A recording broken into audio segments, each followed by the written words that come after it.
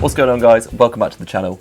I hope you're all doing good and having an amazing day. Now, in the UK at the moment, it is no secret that getting onto the property ladder as a young person is not easy. It's as if the odds are completely stacked against you, due to the fact that over the last few decades, the property market as a whole has had some extreme growth, and we've seen house prices skyrocket. So because of this and a number of other factors, getting onto the property ladder as a young person is really difficult to make a reality unless you have a huge income or a massive amount of savings. Often the most challenging part is just saving up enough money to put down as a deposit on your first property. So today I'm going to go through 5 things that you can do that will make saving for a deposit so much easier and make getting onto the property ladder a reality. And as most of you already know if you watch my videos, I've recently just bought my first property, and these are all things that have really helped me along the way. Now, just before we get into it, I know it is a bit cheeky asking before the videos even started, but I'd really appreciate it if you guys could smash that like button down below, as it does really help me out with the YouTube algorithm and basically just allows YouTube to share these videos to more people that might find them useful or interesting.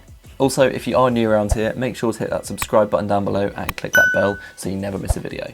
And as always, just as a quick disclaimer, this is in no way financial advice. I'm simply just outlining information and sharing my opinions and thoughts. Always make sure to do your own research and due diligence when it comes to your finances. But with all of that out of the way, let's get into the video. Okay, so the first point on the list is to set yourself a realistic target. What I mean by this is that to start with, I feel it's so important to actually educate yourself and understand how the property market works. So you're going to need to understand the implications of owning property and what the costs are, understand why the property market goes up and down in value, and gain some clarity over how much money you actually need to be able to attain a certain property.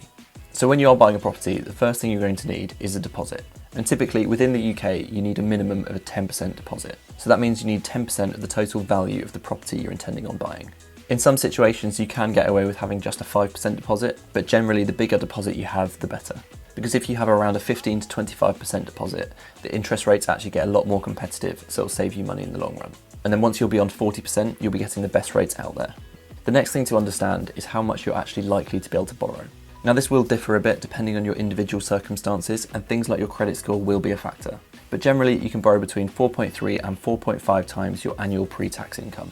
Okay, let's now piece that all together in a quick example. So let's say you're earning £50,000 per year. You're likely to be able to buy a property that's worth around £245,000. This will be from borrowing £220,000, which is 4.4 times the £50,000 annual income. Alongside this, you'll need £25,000 to put down as a deposit, which will be just over 10% of the total value of the property. So from working all of this out, it gives you a pretty good starting point to see how much you need to start saving for and what's actually realistically achievable with your income. So if this was me, I'd be thinking, right, I need to start saving for that £25,000 deposit, and really that would be my main focus. Because without the deposit, you simply can't get onto the property ladder. And I really feel that once you have a basic grasp of all of this and understand how the property market sort of works, having that defined goal really helps you to focus and actually make it achievable. And from my experience, it will make you want to get into better saving habits and achieve that goal as quickly as possible. Okay, so the next thing to do is reduce your expenses and put your ego to one side. That may sound a little bit harsh without any context, but what I mean by it is that in order to reduce your expenses in the most effective way, you're going to need to make some sacrifices, and more often than not, this might come at the cost of damaging your ego in the short term.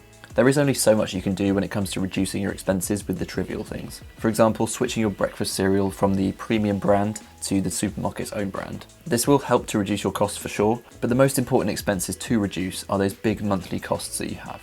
So I'm talking about things like renting an unnecessarily flashy place to live, having an over-the-top expensive car, buying designer clothes, buying £4 coffee every day, and so on. With things like this, there's almost always a cheaper alternative out there, and often the sacrifice isn't as dramatic as you might originally think.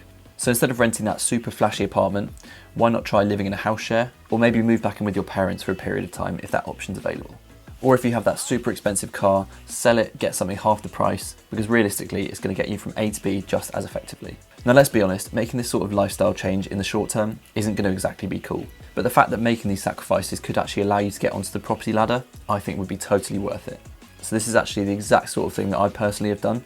So over the last few years, I actually moved back in with my parents, and doing so has had an adverse effect on things like my social life. But knowing that it is short term and has allowed me to fast track my financial stability has been totally worth it, as it's now allowed me to get onto the property ladder.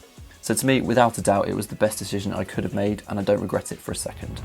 Okay, so the next thing to do once you have reduced your expenditure as much as possible is to basically get into better saving habits. The most effective way to do this is to simply just break down your monthly income into money that needs to go towards expenses and spending money, and then the rest goes straight into savings.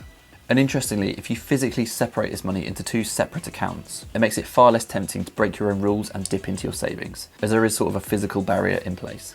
Now, in order to do this in the most effective way, it's going to require a little bit of time and effort in tracking your expenses for a couple of months. But once you have this information on how much money you need to spend each month, it's really invaluable, as you can then be really quite realistic and ambitious about your saving targets. And the great thing is, if you do start earning more in terms of income, you still know exactly what your expenses are. And as long as you don't increase your spending, you can start to save even more. So again, this is exactly what I do with my finances. So every single month when I get paid, I split up that income into spending money and savings. And I view those funds that are sat in savings as just money that I can't touch. Okay, so next on the list is to increase your income. Now this sounds a little bit like a cop-out, but it's actually not. There is such a spectrum when it comes to increasing your income. So on one end, you could simply just start making your money work harder for you. So instead of leaving all of your hard-earned savings sat in a low-interest savings account, where it's most likely earning less than the inflation rate, move that money into some simple and moderately risky stock market investments. It doesn't need to be overly complicated, and with do-it-for-me investment platforms like Nutmeg, Moneybox, Vanguard, etc., it really couldn't be easier. And even as a novice investor, you can start earning some decent returns on your money, without a huge investment of your time. On the other end of the spectrum, to increase your income, you could do things like getting a weekend job, start some form of side hustle business, or even just try and earn yourself a promotion at work.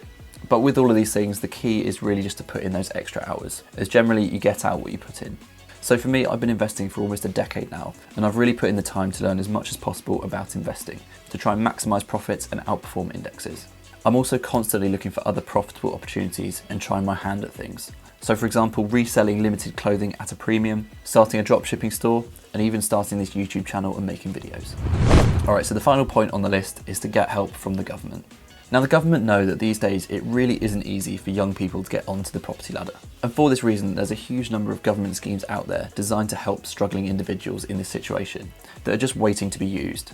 Now it's worth noting that not all of them are as good as they seem, and honestly in my opinion some are worth avoiding completely. But with that being said, I'm just going to run through a few that I see real value in and can create massive opportunities for first time buyers. The first one on the list, and the one that I think is actually the best out there, is the Lifetime ISA. So the main thing to take from the Lifetime ISA is that it's a form of saving or investment account that you can set up, and every year you can deposit up to £4,000 into it. But the great thing is, whatever you've contributed, the government will top up an extra 25%. So if you do put in the maximum of £4,000 in a year, the government will give you £3,000. There are obviously a few catches though. One is that you can't actually withdraw the money for any reason unless you're using it as a deposit for your first property. You also have to be buying a property that's worth no more than £450,000. But in all honesty, if you are looking to buy your first property, these are quite easy hoops to jump through. And in my opinion, the benefits of the Lifetime ISA massively outweigh the limitations.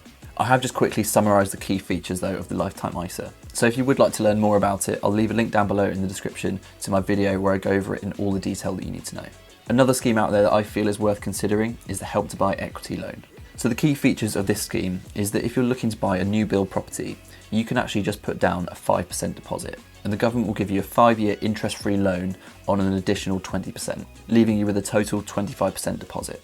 So it might give you that extra bit of time to save together that full 25% deposit yourself. Again, there are catches with this one as well. For example, you have to be buying a new build property, which isn't always the best thing to do, as often they're sold at a premium. And also that loan that you need to repay to the government actually varies depending on how much the property goes up or down in value. So you could end up having to pay more back than you initially borrowed. Again, I've done a full video going through the Help to Buy equity loan in all the detail that you might need to know. So if you are interested in learning more about it, I'll leave a link to that video down below in the description as well. Another notable mention is the shared ownership scheme, where essentially you buy a percentage of a property and pay rent on the remaining percent that you don't own. So it can make buying a property a little bit easier in the short term, as you can get away with a smaller deposit and a smaller mortgage. But there are downsides, as you're not going to be able to get as competitive mortgage rates, and it will likely cost you more in the long run having to pay both rent and a mortgage. Now, like I said, there are loads of other schemes out there as well, so it really is worth taking a look to see what's out there, as there might be something that fits your specific needs perfectly. But there we have it, that basically covers everything for today guys, and I really hope you guys did enjoy this one. If you did make it this far, thank you so much for watching, and if you did enjoy the video or feel like you learned something new in any way, I'd really appreciate it if you guys could smash that like button, as it does just help me out with the YouTube algorithm, and just allows YouTube to share these videos to more people that might find them useful or interesting. Also, if you are new around here, make sure to hit that subscribe button down below and click that bell so you never miss a video. Do make sure to drop your thoughts down below in the comments, and if you have any other tips on saving for a house deposit, I'm sure they'd be greatly appreciated, and I'd be really interested to see them as well. And as always, if you do have any questions or feedback for me, just drop them down below as well, as I make sure to respond to all comments. But with all of that being said, take it easy guys and keep saving.